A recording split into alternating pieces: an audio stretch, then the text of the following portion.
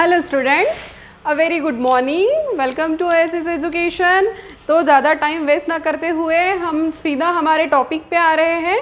Previous lecture में हम लोगों ने रेडियस, वेलोसिटी एंड एनर्जी के बारे में पढ़ा था, उसके इक्वेशंस फाइंड आउट किए थे।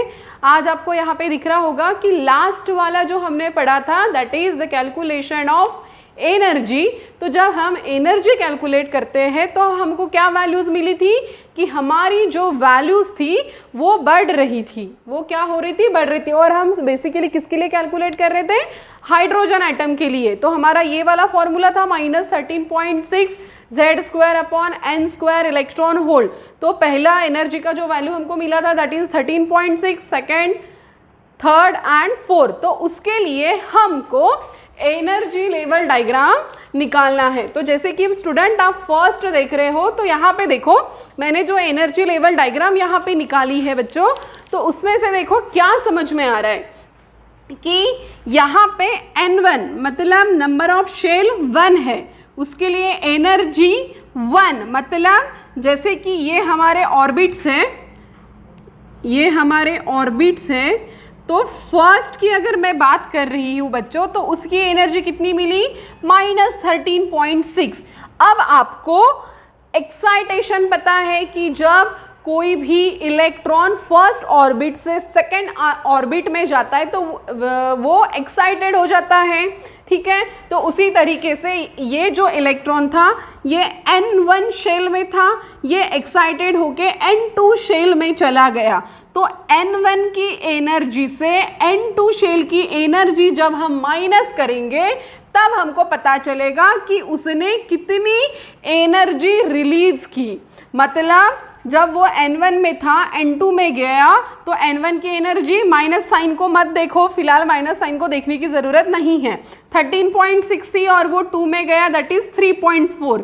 तो 13.6 से 3.4 को अगर हम माइनस करते हैं तो 10.2 हमको मिल रहा है, ठीक है। अब ये कहाँ जा रहा है ये हमको आगे पढ़ना है, सिर्फ कितना आ रहा आप उस पर ध्यान दीजिए। जब सेम N1 से N3 में गया तो 13.6 से 1.51 को माइनस करेंगे तो दैट इज 12.1। उसी तरीके से N1 से N4 में गया मतलब 13.6 से 0.9 माइनस करेंगे तो दैट इज 12.75। ओके, देन हम N1 हमारा शेल पूरा कंप्लीट खत्म हो गया। N2, अगर कोई इलेक्ट्रॉन N2 में है और वो N3 में जाना चाहता है तो वो उसकी एनर्जी कितनी रिलीज की कैसे पता चलेगा? N2 की एनर्जी 3.1 और वो किस में गया? N3 में गया तो 1.5 मतलब 1.9।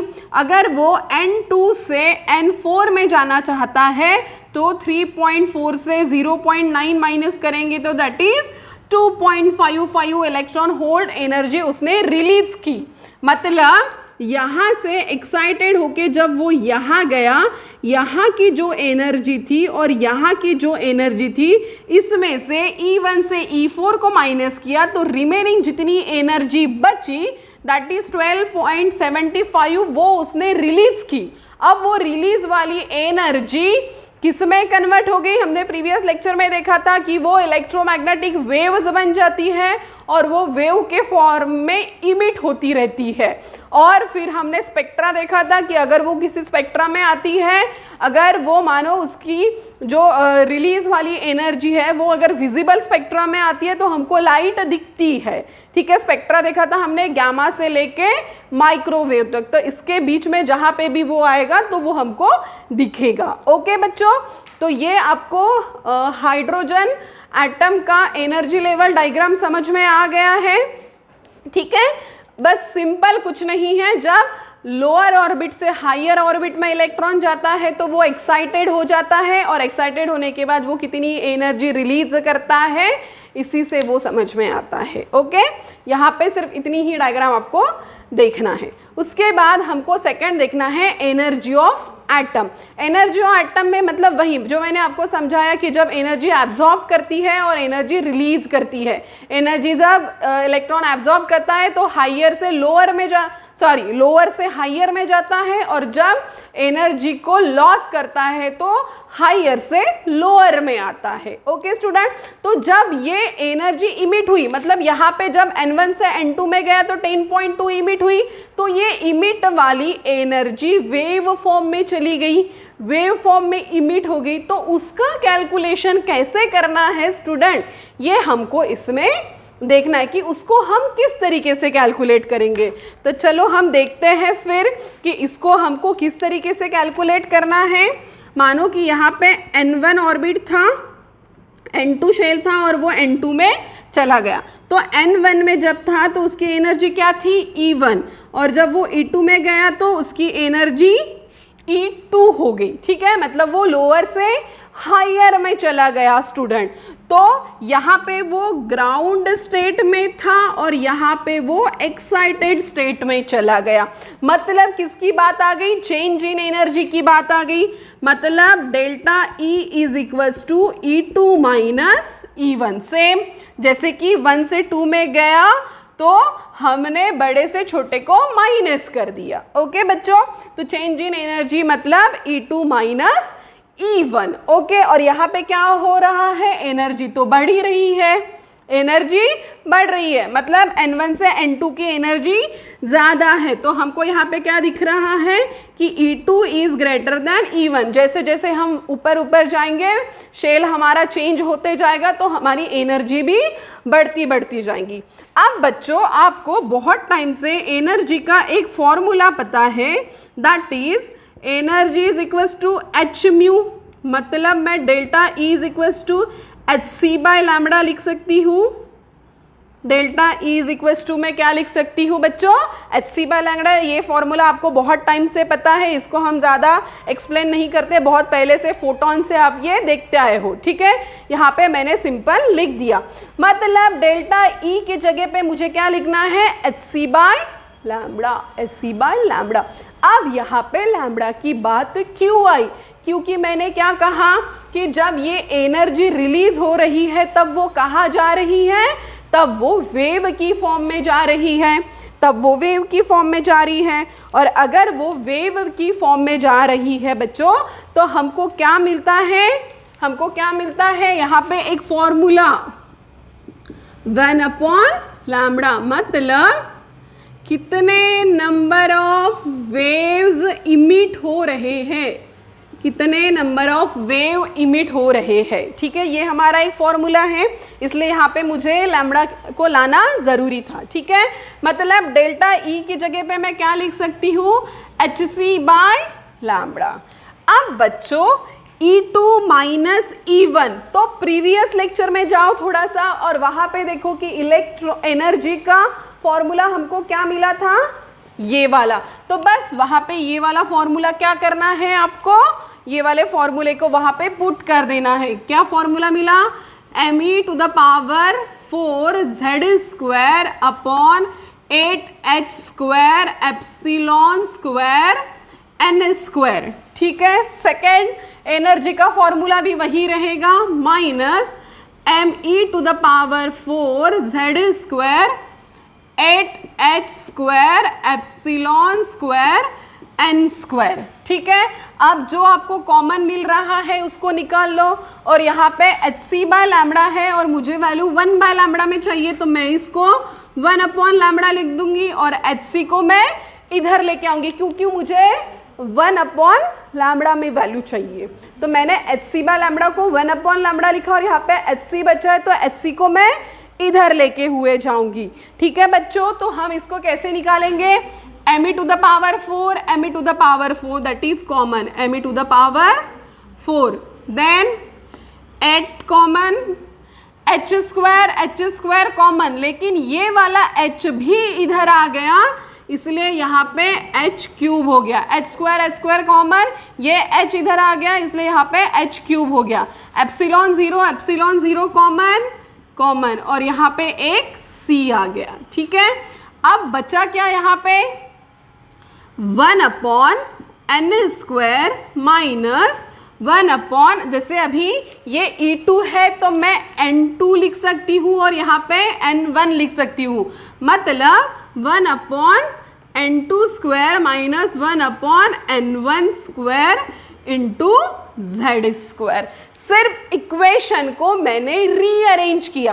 क्या किया? E2 और E1 के जगह पे सिर्फ ये वाली वैल्यूज डाली, जो कॉमन था कॉमन निकाला, रिमेनिंग जो बच गया उसको रिमेनिंग में लिख दिया। ओके स्टूडेंट, अब यहाँ पे देखो ये जो वैल्यू है, ये जो वैल्यू आपको दिख रही है दैट इज कांस्टेंट, और आपको पता है कांस्टेंट में कांस्टेंट की वैल्यू पुट कर दीजिए तो आपको वहाँ पे एक स्मॉल सा इक्वेशन मिल जाएगा। अभी तक हम एनर्जी में, वेलोसिटी में और रेडियस में वही करते हुए आ रहे हैं, बड़ा फॉर्मूले का हमने छोटा फॉर्मूला कर लिया। तो यहाँ पे भी आपको बड़ा फॉर्मूला दिख रहा है, हम उसको छोटा कर लेंगे। सब वैल्यू कांस्टेंट है, कांस्टेंट में वैल्यूज पुट कर दो तो क्या मिल जाएगा यहाँ पे 1.097 इंटू 10 की पावर 7। ठीक है, इसको पूरा कैलकुलेट करेंगे तो आपको यहाँ पे ये वैल्यू मिल जाएगी। और यहाँ पे क्या मिल रहा है? 1 upon n2 square minus 1 upon n1 square into z square. Okay student, तो यहाँ पे हमको 1 अपॉन लैम्बडा की वैल्यू मिल गई है, दैट इज दैट वैल्यू। अब बच्चों 1.097 जो है इसको क्या कहते हैं ये हमको देखना है। ये जो वैल्यू है ना स्टूडेंट, कहा जाता है रिडबर्ग।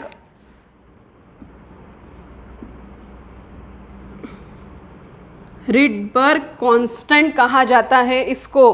अगर आप कॉपी में भी दिख रहे होंगे तो आपको दिख रहा है कि इसको रिडबर्ग कांस्टेंट कहा जाता है। मतलब स्टूडेंट अब ये 1 upon lambda is equal to हम क्या लिख सकते हैं? म्यू लिख सकते हैं। यहाँ पे देखो नंबर ऑफ वेव्स इमिटेड, फिर इसके जगह पे मुझे क्या लिखना पड़ेगा? इसको मैं क्या लिख देती हूँ? RH।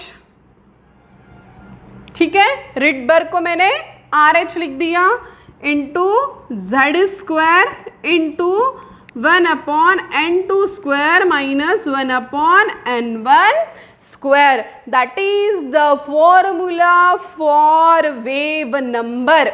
मतलब एक इलेक्ट्रॉन एक शेल से दूसरी शेल में जब वो जाता है तब वो कितना इमिट करता है energy, that is that formula.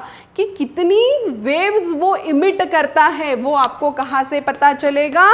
वो आपको इस फॉर्मूले से पता चलेगा स्टूडेंट। एकदम सिंपल कैलकुलेशन से और कुछ भी नहीं। जब एक शेल से दूसरी शेल में इलेक्ट्रॉन जाता है तब वो कितनी एनर्जी इमिट करता है। अगर आपको इस तरीके का क्वेश्चन पूछा जाए तो आपको सिंपल ये वाला फॉर्मूला यूज करना है स्टूडेंट, और कुछ भी नहीं। ओके, तब ये हो गया, आप इसको नोट डाउन कर लीजिए। और आगे हम और एक छोटा सा फॉर्मूला देख लेते हैं। ठीक है, आगे हमको और एक छोटा सा फॉर्मूला देखना है। अभी आप इसको नोट डाउन कर लीजिए, 2 मिनट में हम लोग मिल रहे हैं। हाँ तो स्टूडेंट वापस आ गए, आपने नोट डाउन कर लिया। ये वाला जो फॉर्मूला है ये आपको कब यूज करना है कि कितनी नंबर ऑफ वेव्स वो इमिट कर रहा है। अगर आपको ये पता करना है तो ये मतलब यहाँ पे देखो n1 से n2 में गया तो ये हो गया 10.2 उसने रिलीज किया। ओके, तो उसके लिए आपको ये वाला फॉर्मूला यूज करना है। अब बच्चों आगे बढ़ते हैं।